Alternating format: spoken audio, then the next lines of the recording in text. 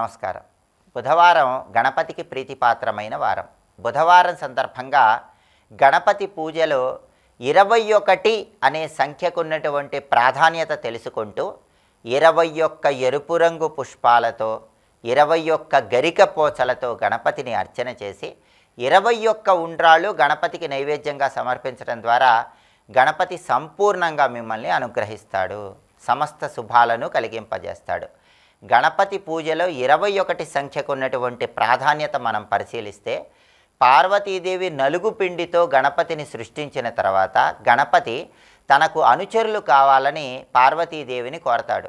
అప్పుడు పార్వతీదేవి గణపతికి అనుచరులుగా ఉండటానికి 20 మంది ఉప వినాయకులను సృష్టించిందని గణేష పురాణంలో చెప్పారు. కాబట్టి ఎప్పుడైనా గణపతిని పూజించాలంటే గణపతితో పాటు ఆయన అనుచరులు 20 మంది ఉప వినాయకులను కూడా పూజించాలి.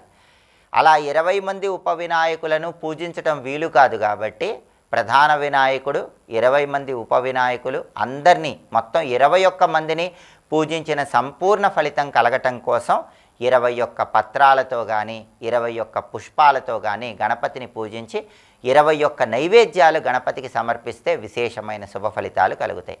అలాగే దీనిలో ఒక ఆధ్యాత్మిక రహస్యం కూడా దాగి ఉంది. 21 అనే సంఖ్యలో ఉన్న ఆధ్యాత్మిక రహస్యాన్ని మనం పరిశీలిస్తే, జ్ఞానేంద్రియాలు 5, కర్మేంద్రియాలు 5, పంచభూతాలు 5, తన్మాత్రలు 5, ఇవన్నీ కలుపుకుంటే మొత్తం 20 వస్తాయి. వీటితో పాటు మనస్సును కూడా కలిపితే 21 అవుతుంది. 5 జ్ఞానేంద్రియాలు, 5 కర్మేంద్రియాలు, 5 తన్మాత్రలు, పంచభూతాలు, మనస్సు, వీటన్నిటినీ కలుపుకొని మొత్తం ఈ 21 గణపతికి సమర్పిస్తున్నాము అని చెప్పటమే ఆధ్యాత్మిక రహస్యంగా ప్రతి ఒక్కరూ గుర్తించాలి. కాబట్టి ఆధ్యాత్మిక కోణంలో పరిశీలిస్తే ఆత్మ సాక్షాత్కారం వైపు అడుగులు వేయటానికి కూడా 21 సంఖ్య వినియోగిస్తూ గణపతిని పూజించాలి. అలాగే అన్ని రకాలైనటువంటి సమస్యలు తొలగింపజేసుకోవటానికి, ఆర్థిక ఆరోగ్య కుటుంబ సమస్యల నుంచి బయటపడటానికి పౌరాణిక కథల ప్రకారం గణపతితో పాటు 20 మంది ఉప వినాయకులను కూడా పూజించాలి. అదే 21 సంఖ్యలో ఉన్నటువంటి అంతరార్థం. అలాగే గణపతి పూజలో గరిక పోచలకు చాలా ప్రాధాన్యత ఉంది. అనలాసురుడనేటటువంటి రాక్షసుడితో యుద్ధం చేస్తున్నప్పుడు గణపతి ఆ రాక్షసుడిని మింగివేస్తే పరమేశ్వరుడి సలహా ప్రకారం దేవతలందరూ కూడా గరికపోచలు కలిపిన నీళ్లతో గణపతికి అభిషేకం చేస్తారు. అప్పుడు గణపతి ఉదరంలో ఉన్నటువంటి అనలాసురుడు జీర్ణమయ్యాడని మనకు పౌరాణిక గాథలు తెలియజేస్తున్నాయి. అప్పటి వరకు ఎన్ని ద్రవ్యాలతో గణపతికి అభిషేకం చేసినా సరే గణపతి ఉదరంలో ఉన్న అనలాసురుడనే రాక్షసుడు జీర్ణం అవ్వకుండా తీవ్రమైన వేడిని కలిగిస్తున్నాడు. దాన్ని గణపతి భరించలేకపోతాడు. అయితే గరికపోచలు కలిపిన నీళ్లతో గణపతికి అభిషేకం చేయగానే గణపతి ఉదరంలో ఉన్నటువంటి అనలాసురుడు జీర్ణమైపోయాడు.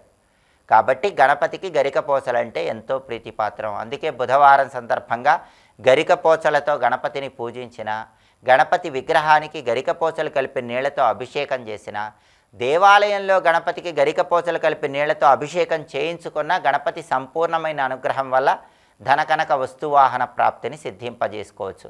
మీరేవైనా వస్తువులు పోగొట్టుకున్నా కూడా పోగొట్టుకున్నటువంటి ధనకనక వస్తువాహన ప్రాప్తిని తిరిగి పొందటానికి కూడా గరిక జలాలతో చేసే గణపతి అభిషేకం విశేషమైన శుభ ఫలితాలను కలిగింపజేస్తుంది. ఇలా గరిక పోచలతో గణపతిని పూజించండి. 21 అనే సంఖ్యకున్న ప్రాధాన్యత తెలుసుకుంటూ 21 పత్రాలతో కానీ 21 పుష్పాలతో కానీ గణపతిని పూజించటం, 21 నైవేద్యాలు గణపతికి సమర్పించి వాటిని ప్రసాదంగా అందరికీ పంచిపెట్టడం ద్వారా తీవ్రమైన కష్టాల నుంచి సులభంగా బయటపడవచ్చు, గణపతి అనుగ్రహానికి పాత్రలు కావచ్చు. అలాగే మంత్రశాస్త్రపరంగా గణపతికి సంబంధించిన ఒక శక్తివంతమైన మంత్రాన్ని బుధవారం దీపారాధన చేశాక 21 సార్లు పఠిస్తే అన్ని విఘ్నాల నుంచి సులభంగా బయటపడవచ్చు. ఆ శక్తివంతమైన మంత్రం ఏంటో ఇప్పుడు మనం చూద్దాం.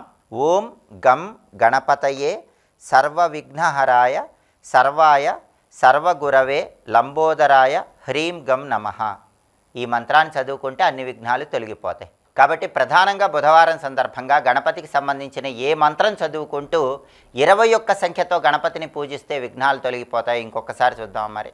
ఓం గం గణపతయే సర్వ విఘ్నహరాయ సర్వాయ సర్వగురవే లంబోదరాయ హ్రీం గం నమః. మంత్రజపం చేయండి. గణపతి సంపూర్ణమైన అనుగ్రహానికి ప్రతి ఒక్కరూ సులభంగా పాత్రలు కండి. స్వస్తి.